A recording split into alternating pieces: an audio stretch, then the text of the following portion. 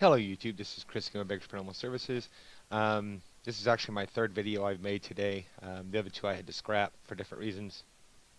But it's a little chilly where I'm at, that's why I'm wearing my leather jacket.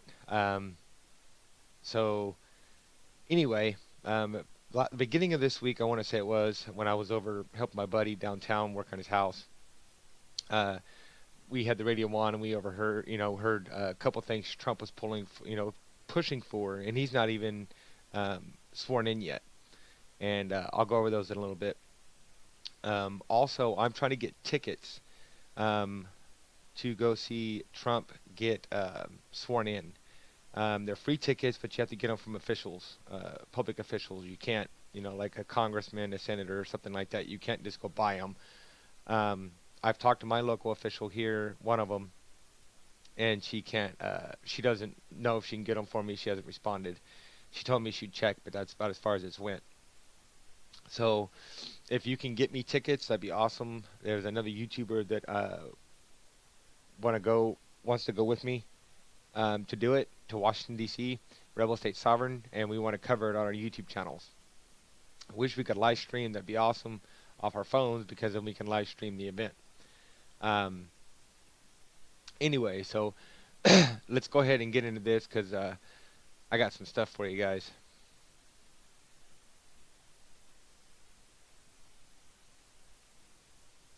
All right, so this is the New York Post posted this, and they went to Trump Tower, CNN did, and I guess it was a nightmare for them. Donald Trump media summit was a fucking firing squad. Donald Trump scolded media big shots during off-the-record Trump Tower sit-down on Monday, sources told the Post. So they were at Trump Tower. It was a fucking firing squad, one source said of the encounter. Trump stated, started with CNN Chief Jeff Zucker, and said, "I hate your network. Everyone at CNN is a liar, and you should be ashamed," the source said. The meeting was a total disaster. The TV executives and anchors went in there thinking they were be discussing the access they would be get to Trump Tower administrations, but instead they got a Trump-style dressing down, this source added. A second source confirmed the fireworks. So there's more than just one person that's saying this. Trump kept saying, "We're in a room of liars and deceitful, dishonest media who got it all wrong." He addressed everyone in the room, calling the media dishonest, deceitful liars. He called out Jeff Zucker by name and said everyone at CNN was liars, and CNN was a network of liars, the source said. So it's the same stuff he was saying when he was trying to get elected. He believed it. He believes it. That's why he's telling them again, hey, you guys are liars. He's not selling out, people. It doesn't look like he's selling out. I mean, if he was selling out, he would, be done with what he was promising and, be kissing ass to these people. Trump didn't say NBC reporter Katie Tour by name, but talked about the NBC female correspondent who got it wrong. Let's see here. I mean, the list, it goes on and on and on, but during the campaign, Trump refused credentials to news outlets and deemed to be unfair. It's the same thing that he said in his rallies. It's not really any, this is awesome news, guys. He's doing what he said he was going to do. So we'll go ahead and we'll play Trump's first 100 days, update policy plan for the first 100 days, and I'll pause it and break it down as we go along. Today, I would like to provide the American people with an update on the White House transition and our policy plans for the first 100 days. Our transition team is working very smoothly, efficiently, and effectively. Truly great and talented men and women, patriots indeed, are being brought in, and many will soon be a part of our government, helping us to make America great again. My agenda will be based on a simple core principle: putting America first. Whether it's producing steel, building cars, or curing disease. I want the next generation of production and innovation to happen right here on our great homeland, America, creating wealth and jobs for American workers. As part of this plan, I've asked my transition team to develop a list of executive actions we can take on day one to restore our laws and bring back our jobs. It's about time. Restore our laws and bring back our jobs. No more of this corruption bullshit. Drain the swamp. These include the following. On trade, I am going to issue our notification of intent to withdraw from the Trans-Pacific Partnership, which is what he called on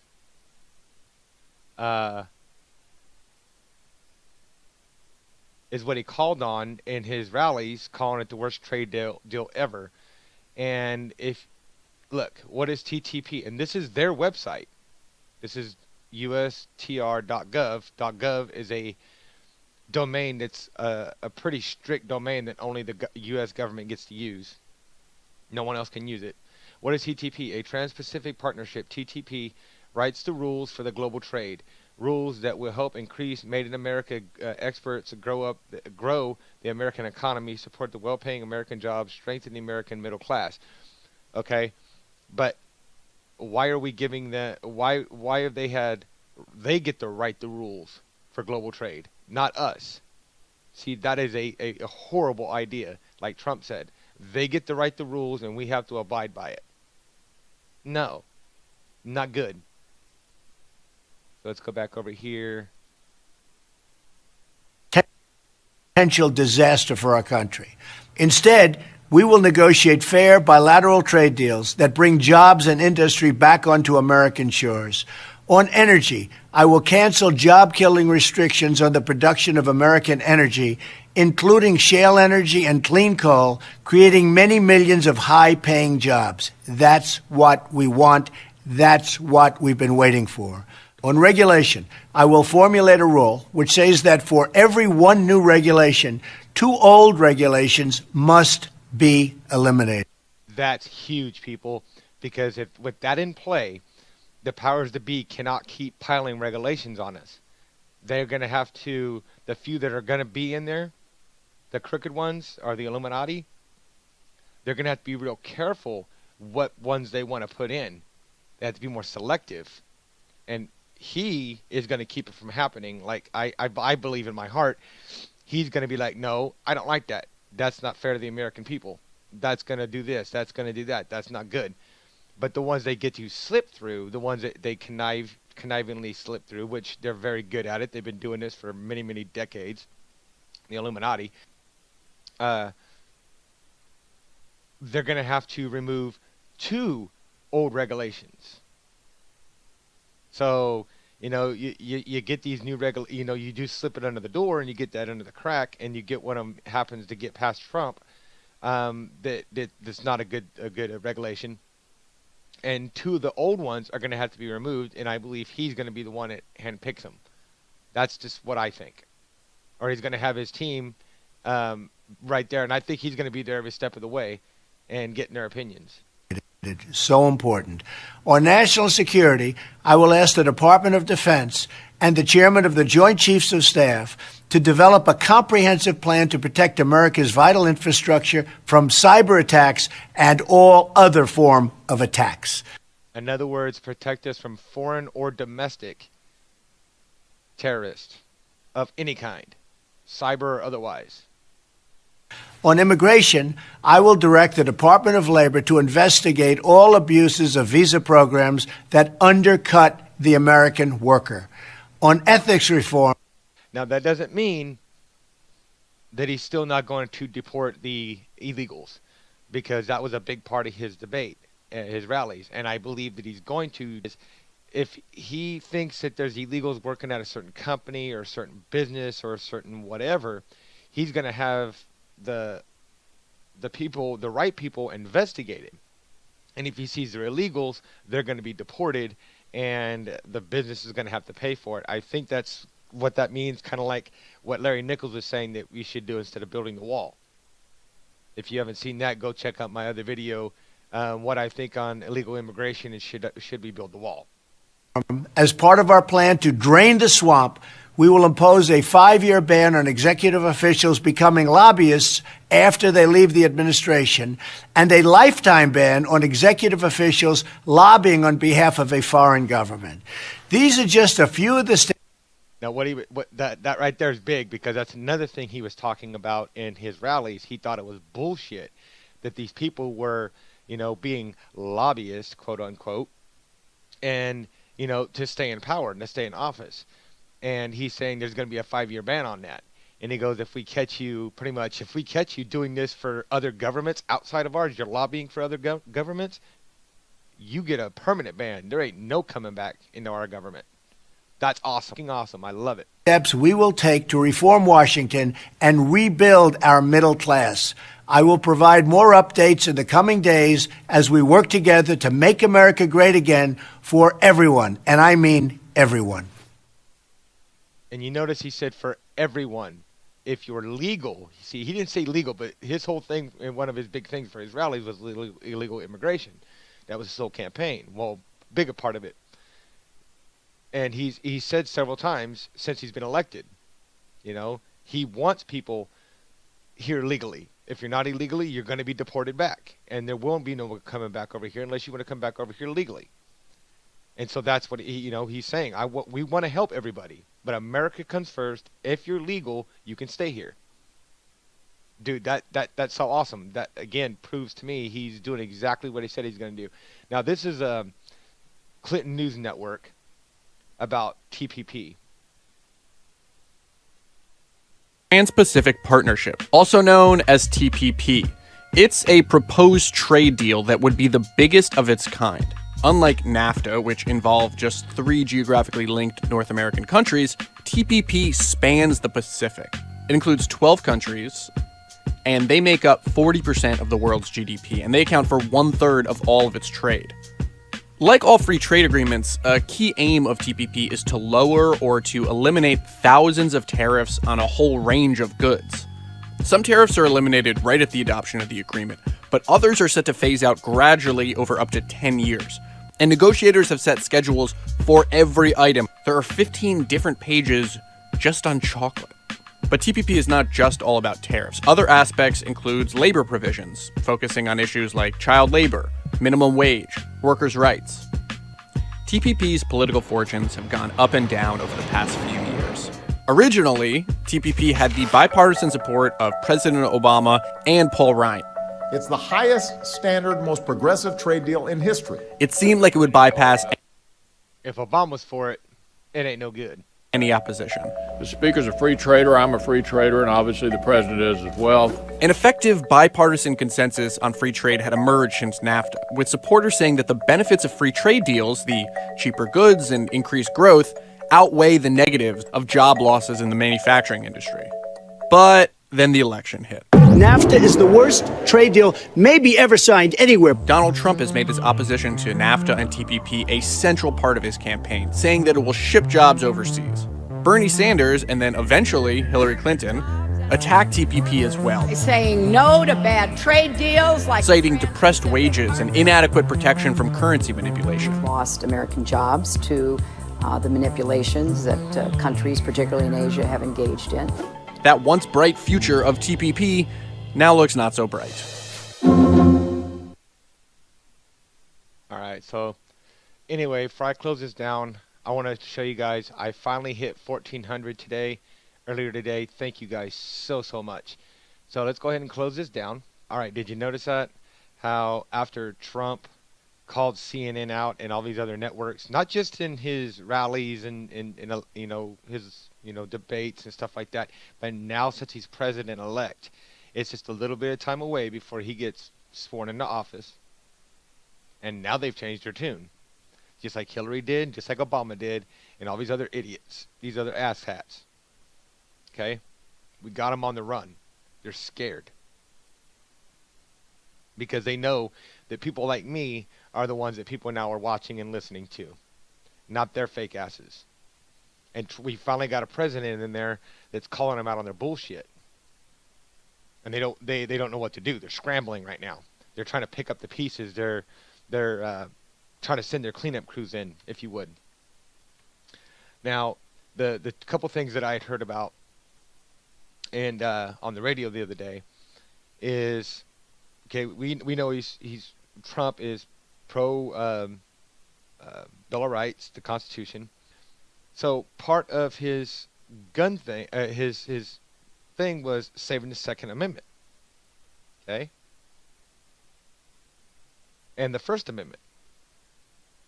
Well, Trump pushing for national-wide concealed carry permits, which that means that if he passes this, which he's pushing for it, and he can sign it into office.